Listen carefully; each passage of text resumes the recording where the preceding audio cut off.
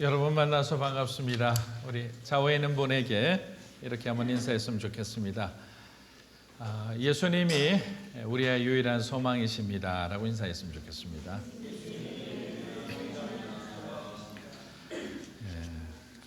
요즘 계속 좋은 소식보다는 안 좋은 소식들이 많이 있지만 믿음의 사람들은 누구를 바라봐야 되는지 우리가 분명히 인식하고 살아가는 것이 중요한 그런 시대라고 생각합니다. 저는 오늘 빌립보서 말씀은 지난주가 서론의 서론이었다면 이번 주는 서론에 해당됩니다. 그리고 서론을 어느 정도 하고 오늘 본문을 나갈 수 있는 만큼 여러분들과 함께 보면서 공부를 했으면 좋겠습니다. 넬슨 만델라, 여러분 잘 알다시피 남아공의 훌륭한 대통령이었습니다. 근데 그분이 대통령이 되고 난 뒤에 한 얘기 중에 굉장히 화제가 된 얘기가 있었습니다. 저는 두 가지를 분명히 구분해서 일을 할 것인데, 국가를 위해서 내가 할 수 있는 일은 어떤 어려움이 온다 할지라도 국민들과 함께 그 일을 이루어내겠습니다. 그러나 제가 할 수 없는 일이라면 아무리 제게 그 일을 하라고 설사 국민들이 제게 시키신다 하더라도 저는 그것을 그 일을 할 수 있는 사람에게 맡기겠습니다 라고 얘기를 했습니다. 여기에 오늘 사는 저와 여러분의 지혜가 숨겨져 있다고 생각합니다. 감리교 크리스찬이었던 그는 하나님 안에서 자기가 해야 될 일, 할 수 있는 일과 할 수 없는 일에 대해서 명확하게 이해를 하고 있었던 겁니다. 왜냐하면 우리가 리더라는 위치에 서게 되면 모든 것을 자기가 결정을 해야 된다는 좋은 의미로는 거룩한 부담감, 또 한편으로는 모든 것을 자기가 하고 싶다는 그런 욕심이 같이 섞여 있는 걸 봅니다. 근데 그런 것들이 잘 구분이 되지 않으면 무리하게 자기가 자기 욕심대로 그 공동체와 그 회사를 이끌고 가다가 항상 어려움에 우리가 부딪히는 것 같습니다. 그러면 공동체도 힘들어지죠. 가족들도 고통을 받습니다.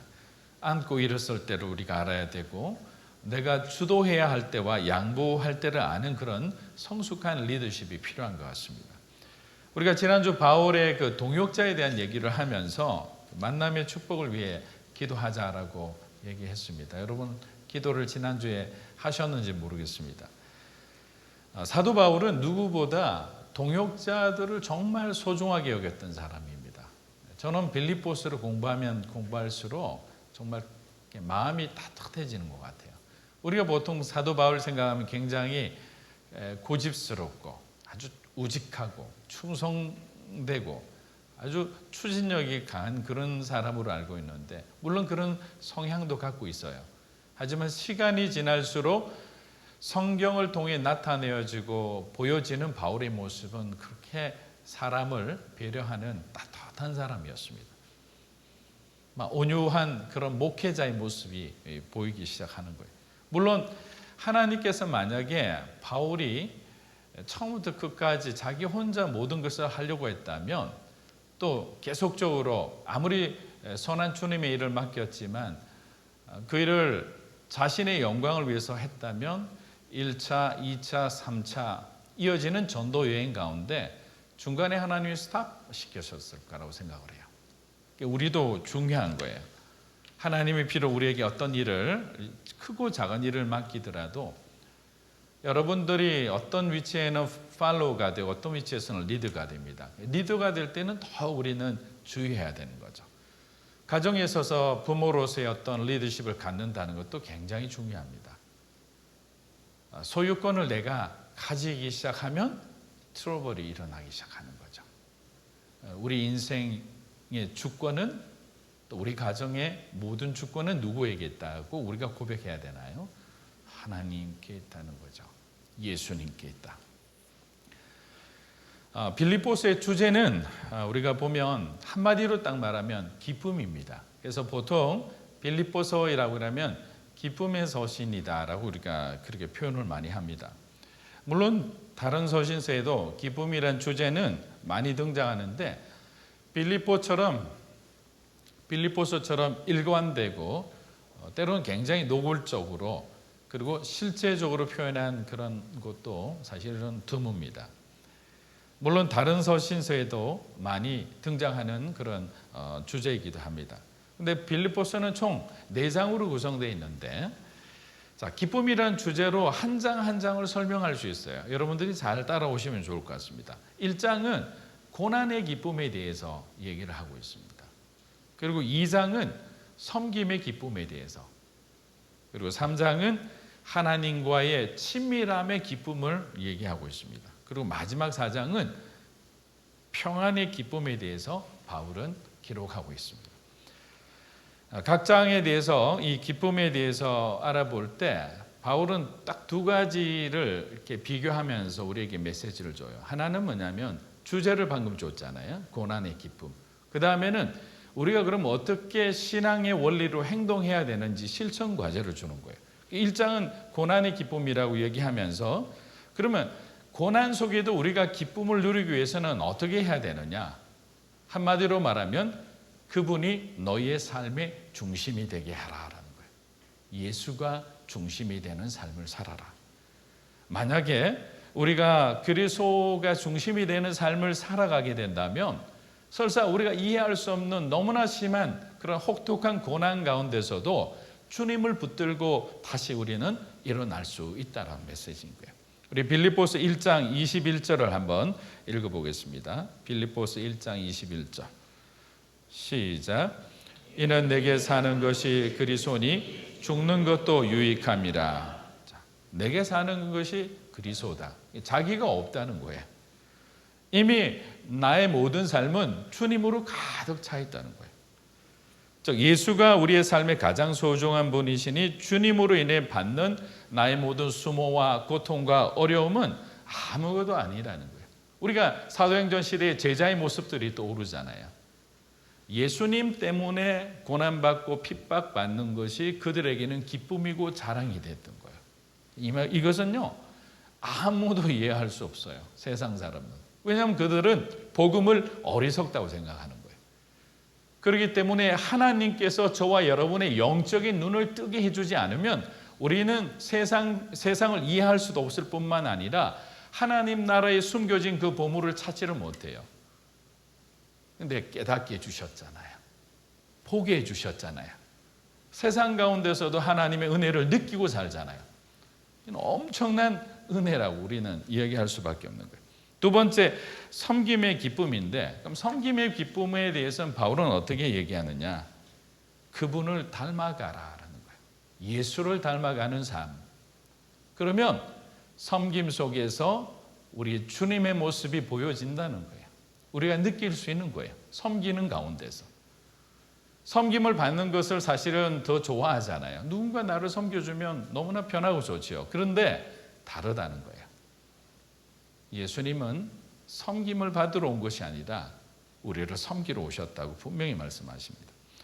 빌립보서 2장 5절 말씀 우리 한번 보겠습니다. 빌립보서 2장 5절 시작. 너희 안에 이 마음을 품으라. 곧 그리스도 예수의 마음이니. 자, 이 말을 우리가 어떻게 해석하면 좋을까요? 항상 예수님의 관점에서 바라보고 생각하고 판단하라. 그냥 생각하는 것으로는 부족하다는 거예요. 주님을 닮아가자라면 우리가 오늘도 말씀을 듣고 또 따로 성경 공부를 하기도 하고 우리가 큐티를 묵상하기도 합니다. 그런데 왜 우리의 삶은 변하지 않을까라는 의문이 생기는 거예요. 그 질문에 대한 답은 실제 그렇게 살아가지 않기 때문이에요. 우린 큐티는 묵상과 적용이 있는데 묵상은 많이 하는 거예요. 정기적으로 아주 신실하게 잘합니다. 그런데 적용을 하기가 너무나 힘드는 거예요. 용서하라 해놓고 용서하지 못하는 거예요. 왜? 묵상과 적용 사이에는 너무나 치열한 영적 전쟁이 있는 거예요. 영적 전쟁에서 여러분이 말씀을 의지하고 그거를 이렇게 소위 말하는 브레이크 스루 해야 되잖아요. 통과해야 되는 거예요. 통과하면 우리의 삶 가운데 그 말씀이 우리의 삶을 통해 보여지고 나타나지고 열매 맺는 거예요. 그러면 승리하는 거예요. 그러면 섬기는 가운데 하나님이 주시는 기쁨을 누리고 살아갈 수 있는데 묵상 다음에 적용이 되지 않는 삶이 너무나 많다는 거죠. 그리고 3장 한번 보겠습니다. 3장에서는 친밀함의 기쁨이라 했잖아요. 근데 이 친밀함의 기쁨을 바울은 어떻게 표현하느냐? 그분을 더욱 깊이 알아가라는 거예요. knowing God인 거예요. 하나님을 아는 것이 중요하다. 예수님을 더욱 잘 아는 것이 중요하다. 자, 빌립보서 3장 10절입니다. 한번 읽어보겠습니다. 시작. 내가 그리스도와 그 부활의 권능과 그의 죽으심을 본받아. 자, 그리스도와 부활의 권능과 그 고난의 참여함을 알기를 원한다. 사실 부활에 대한 부분이나 하나님의 영광에 대해서 알기를 원하는 분들은 많을 거예요. 천국 가면 우리가 어떻게 살죠? 우리가 어떤 몸으로 변화될까요? 그러면 천국 가기 전에 우리가 정말 부활의 영광을 입고 우리가 살아가기 전에 성령께서 우리에게 주시는 놀라운 성령의 권세와 권능을 받기 전에 무엇이 필요하죠? 고난에 참여하는 부분에 대해서는 관심이 없어요. 그렇잖아요. No cross, no crown이란 말이 있잖아요. 십자가가 없으면 면류관이 없는 거예요. 하나님께서는 그런 과정을 통해서 고난이라는 과정을 통해서 우리를 내려놓게 하시고 그 고난 가운데 숨어있는 주님의 피, 그 은혜의 피를 우리가 경험하기를 원하는 거예요. 사실 누군가와 친밀한 관계를 가지기 위해서는 서로가 서로를 이해하는 시간이 필요합니다. 지금 보면 정말 인고 부부처럼 잘 지내는 부부도 예전에 얘기를 들어보면 너무나 많이 싸웠다고 얘기해요.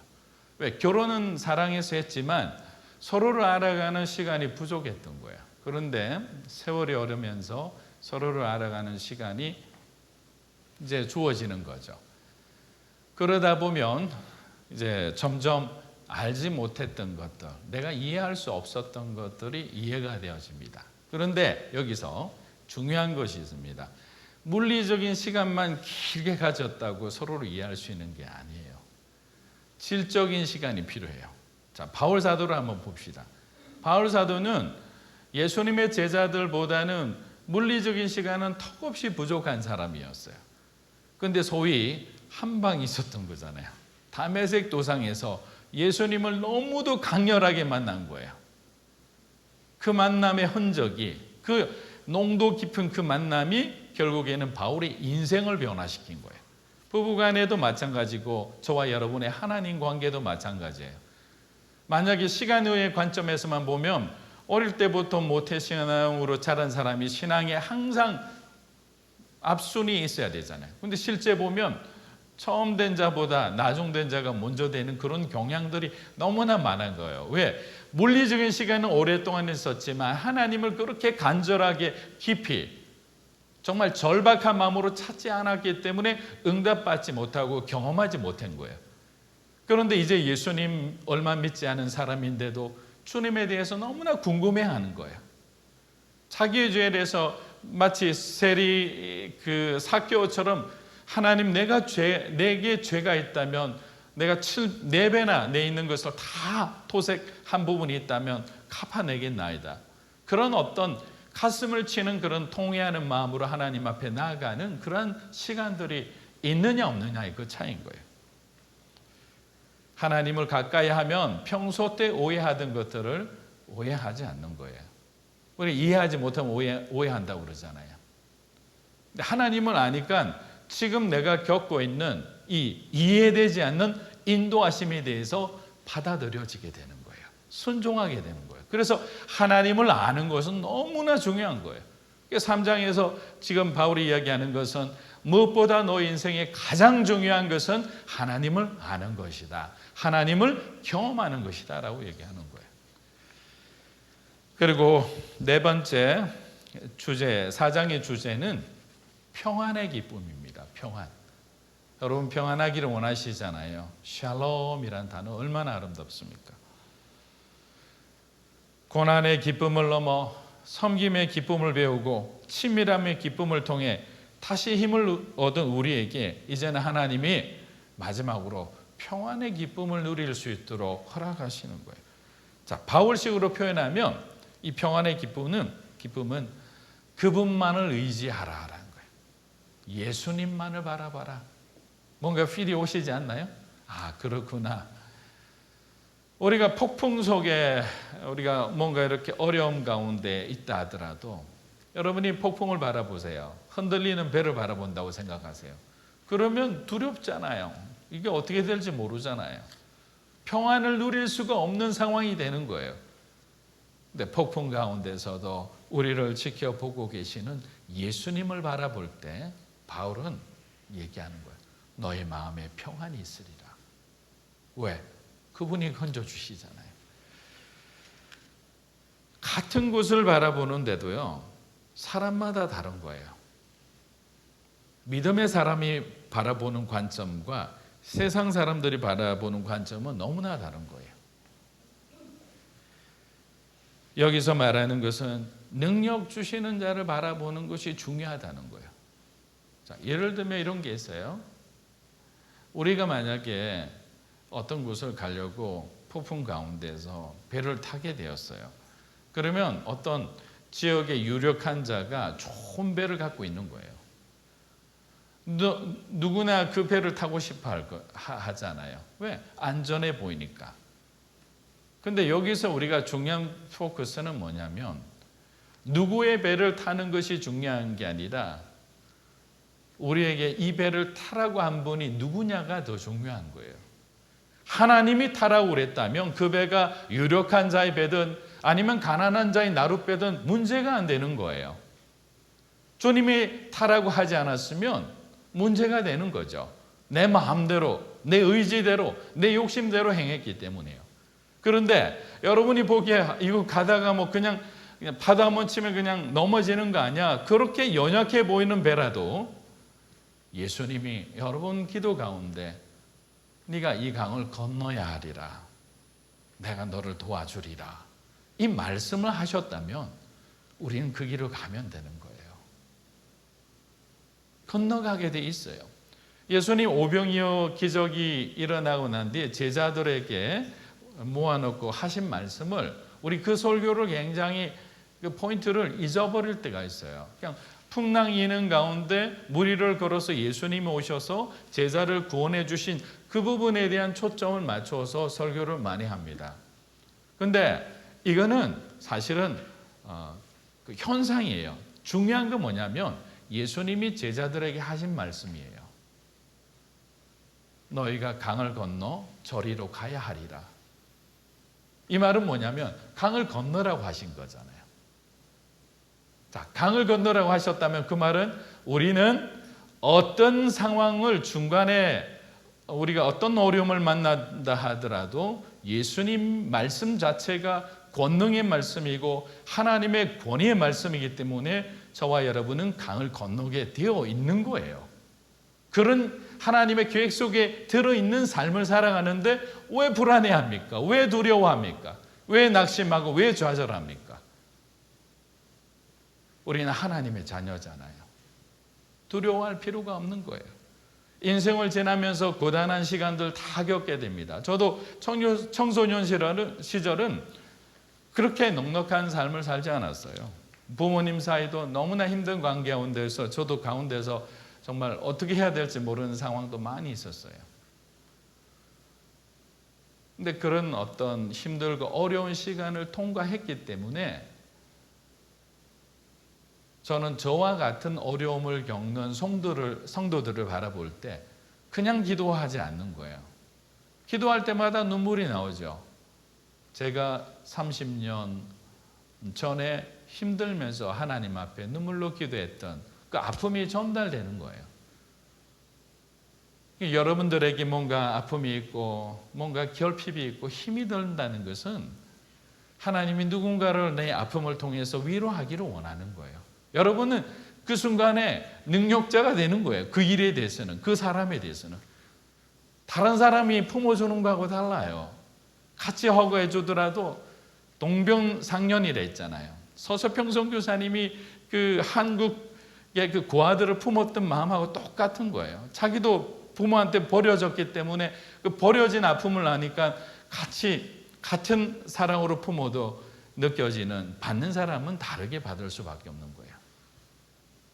평안의 기쁨은 우리가 주님을 끝까지 바라볼 때 하나님이 우리에게 주시는 선물인 거예요. 1장은 뭐라고 그랬죠?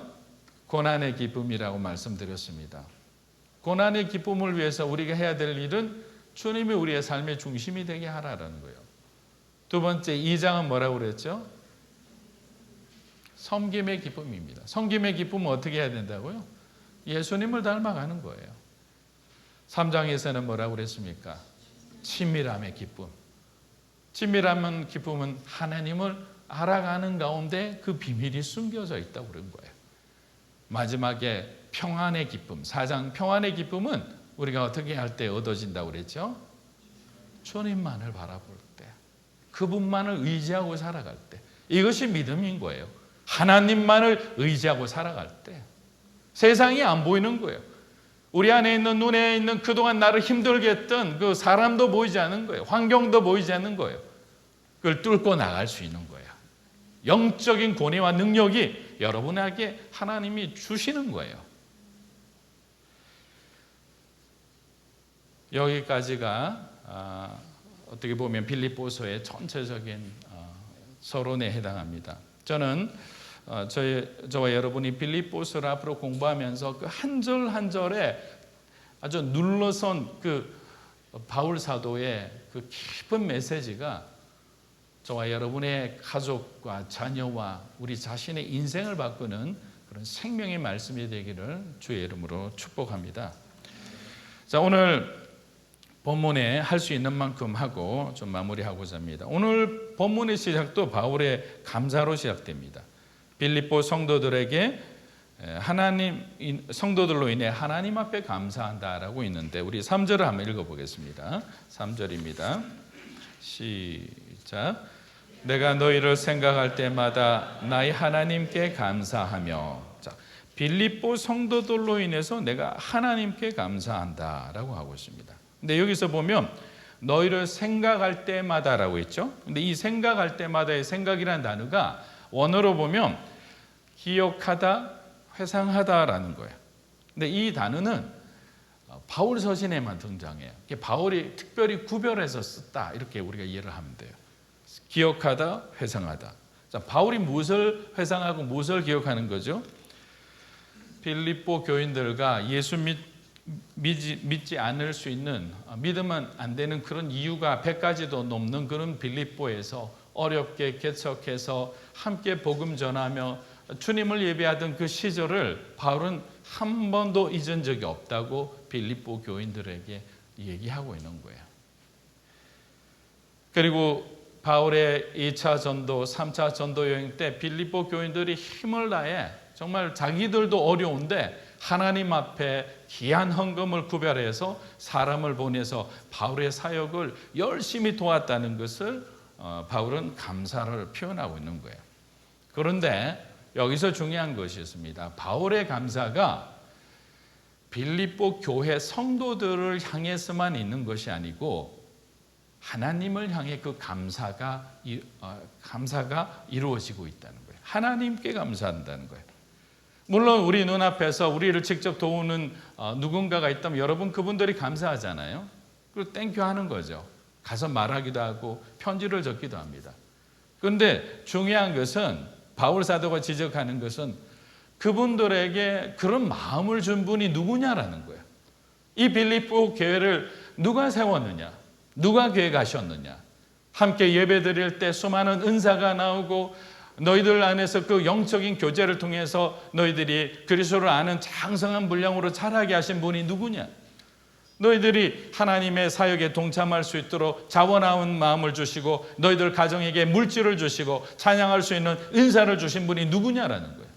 누구세요? 예수님이잖아요. 그러니까 바울은 크고 작은 은혜가 찾아왔을 때 하나님을 향한 마음이 흔들리지 않았다는 게 중요한 거예요.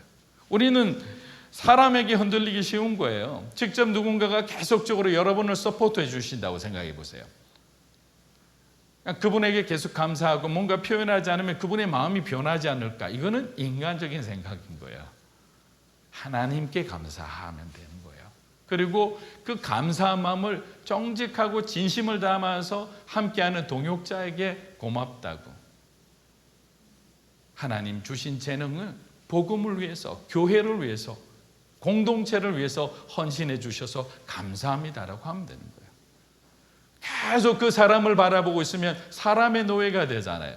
사람 바라보는 사람이 되는 거예요. 여러분 절대 여러분이 누군가를 돕더라도 아니면 도움을 받더라도 똑같은 거예요. 누구만을 바라보고 누구께 감사해야 되는 거예요? 하나님 앞에 감사해야 되는 거예요.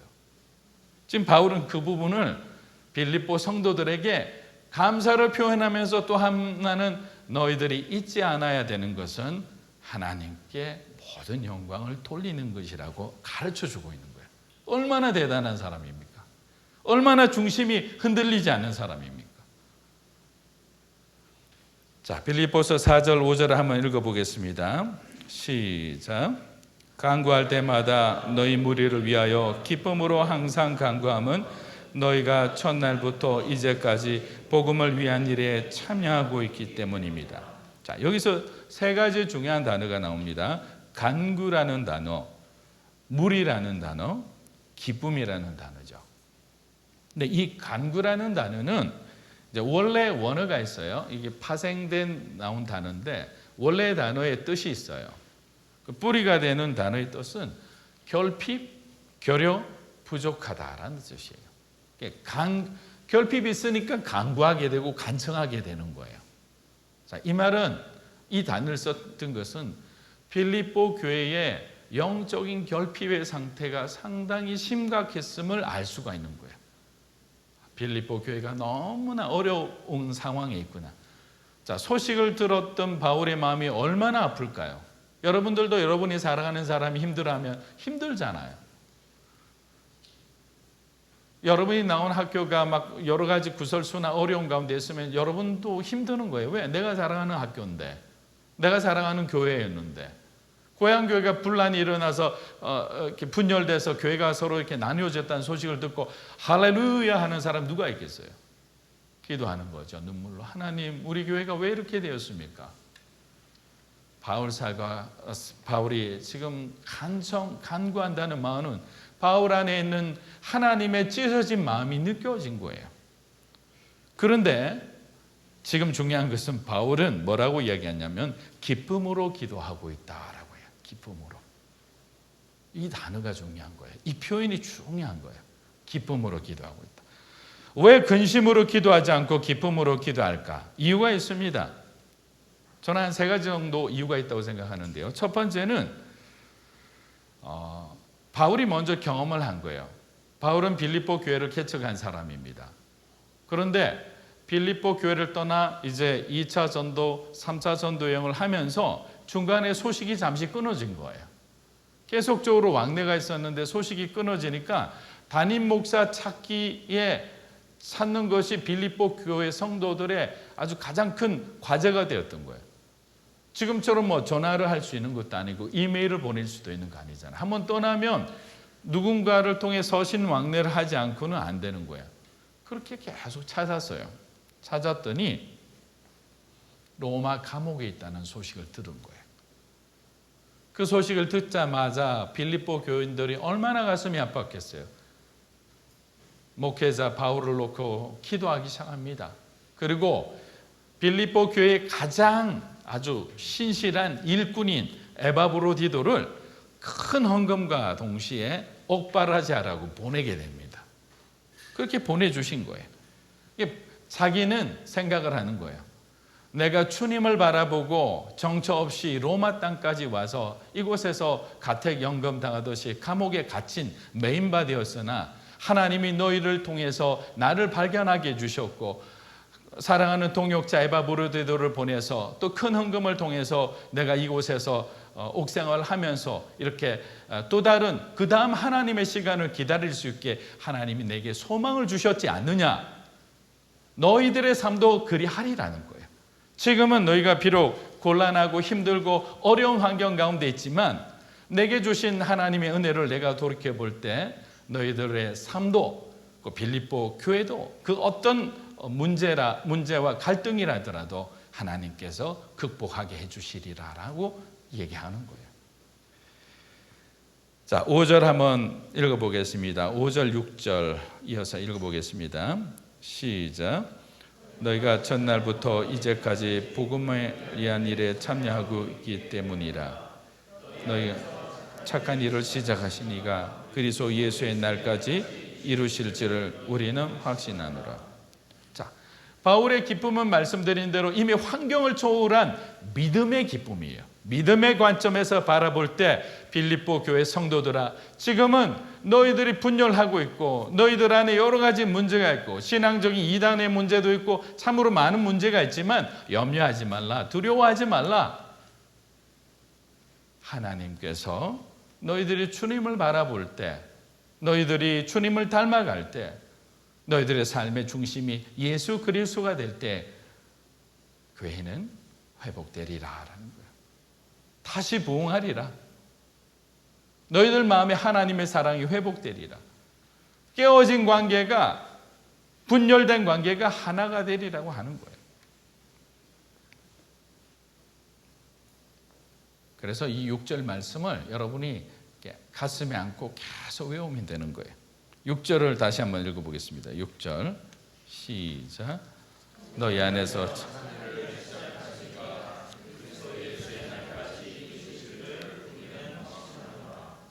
그리스도 예수의 날까지 시작하신 이가 이루어 주시리라라는 거예요. 시작하신 이가 이루어 주시리라. 저는 이것을 바울의 기쁨은 하나님의 성품과 하나님의 속성을 너무나 잘 이해한 믿음 안에서 우러나오는 바울의 기쁨이었다고 생각합니다. 우리가 믿음의 눈을 뜨게 되면 가장 무엇을 이해하게 되나요? 하나님을 이해하게 되는 거예요. 하나님을 바라보게 되는 거예요. 그분이 어떤 분이신지를. 그러면 어떻게 되죠? 희망을 가질 수 있는 거예요. 소망을 가질 수 있는 거예요. 근데 만약에 여러분이 함께하는 사람의 신뢰가 없다고 생각해 보세요. 지금까지 여러 번 그 사람으로부터 어려운 일을 당했다고 생각해 보세요. 그럼 그 사람이 말하는 것을 여러분이 믿을 수 있을까요? 같이 일을 한다고 하지만 어느새 그 사람의 마음이 변해서 또 다른 일을 행할까 두려운 마음이 생기는 거예요. 근데 바울은 자기를 부르신 그분이 지금까지 어떻게 자기를 지키고 보호해 주셨는지 자기의 믿음 안에 그게 깊이 각인되어 있었던 거예요. 그 믿음이 환경을 이기게 해주는 거예요. 사람을 넘게 해주는 거예요. 관계를 회복시키게 해주는 거예요. 사랑하는 우리 믿음으로 사는 교회 성도 여러분의 삶 가운데서도 하나님이 만들어 가시는 그분이 우리 인생을 시작하게 해주셨으면 하나님이 우리 인생의 완성자가 되어 주시겠다는 그러한 믿음으로 승리하시게 되시를 주의 이름으로 축복합니다. 우리 하나님 앞에 기도하며 나아갔으면 합니다.